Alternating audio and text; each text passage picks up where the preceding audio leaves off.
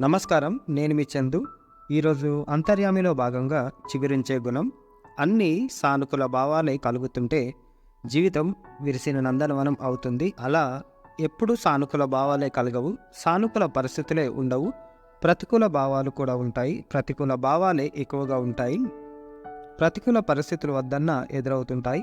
ప్రతికూలాన్ని సానుకూలంగా మార్చుకోవడమే జీవితంలో గొప్ప సాధన. పరిస్థితుల్ని మార్చుకోవాలంటే మన ఆలోచనలు మారాలి. ఆలోచనలు మారాలంటే మన భావాలు మారాలి. ముళ్ళు లేని గులాబీలు ఉండవు, తుఫానును చూడని సముద్రం ఉండదు. ఆకులు రాల్చే కాలాన్ని అధిగమిస్తేనే చెట్టు పచ్చదనాన్ని చూడగలుగుతుంది. మబ్బుల్లో చిక్కుకున్నంత మాత్రాన సూర్యుడు కనిపించకపోడు. విరామం తీసుకొని కొత్త ముస్తాబుతో ఆకాశాన వెలుగులీనుతాడు. చీకటి తర్వాత వచ్చే వెలుగుకు విలువ ఎక్కువ. లంకలో సీతమ్మ ఏమైపోయిందో, రాక్షసులు తినేశారా, బాధతో క్షీణించి మరణించిందా అని హనుమంతుడు ప్రతికూల భావాలతో ఎంతో సతమతమయ్యాడు. ఆ తర్వాత ఆ తల్లిని చూసి ఆనందంతో గంతులేశాడు. చిన్న శరీరంతో వానరంగా మారి తోటంతా తిరిగి హడావుడి చేశాడు. చూసి రమ్మంటే కాల్చి వచ్చాడు. కారణం లేకుండా కార్యం జరగదు. మంచైనా చెడైనా అర్థం చేసుకోవడంలో ఉంటుంది.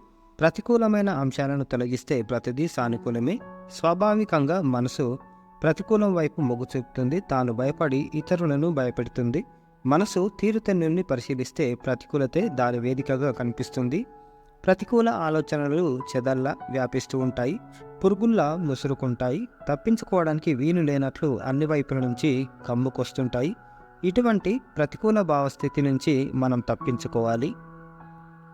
శ్రీకృష్ణుడి సమక్షంలో భగవద్గీత స్ఫూర్తితో యుద్ధం చేసిన అర్జునుడిలా ధైర్యంగా నిలబడి అవకాశాన్ని అందిపుచ్చుకొని ముందుకు వెళ్ళాలి. పగలే కాదు, రాత్రి నిద్రలోని పీడకలలు, ఎన్నో భయాలు, ఆందోళనలు ప్రతికూలంగా మన మీద పనిచేస్తుంటాయి.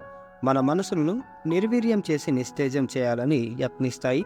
అందుకే మనం మంచి భావాలతో బతకాలి, మంచి మనసులతో బతకాలి, గొప్ప భావాలతో జీవించాలి. అవకాశం ఉంటే గొప్ప వ్యక్తులతో కలిసి తిరగడానికి ప్రయత్నించాలి. ప్రతికూలతను మనసు నుంచి వెలగొట్టి సానుకూల భావాలకు వేదిక నిర్మించాలి. మనసును ఒక బృందావనంగా తీర్చిదిద్దుకోవాలి. శ్రీకృష్ణుడి భావాలతో నిలుపుకున్న భక్తుడిలా, ధైర్యంగా బతికే దేశభక్తుడిలా, జ్ఞానం కోసం తప్పించే ముముక్షువులా జీవించాలి. పచ్చని చెట్టుగా మారితేనే తప్ప చిలుకలు వాలవు, కోయిలాలు రావు. ఎన్నిసార్లు నరికిన పచ్చదనం సంతరించుకునే మోడులా చిగురించే గుణం అనువనున నింపుకోవాలి అని ఆనంద సాయి స్వామి గారు రాసిరు ఈ ఆర్టికల్. ఇదన్నమాట. అంటే చిగురించే గుణం ఉండాలి. అంటే ఎటువంటి పరిస్థితి అయినా సరే మనం ముందుకు పోయే పరిస్థితులు ఉండాలి మనకు.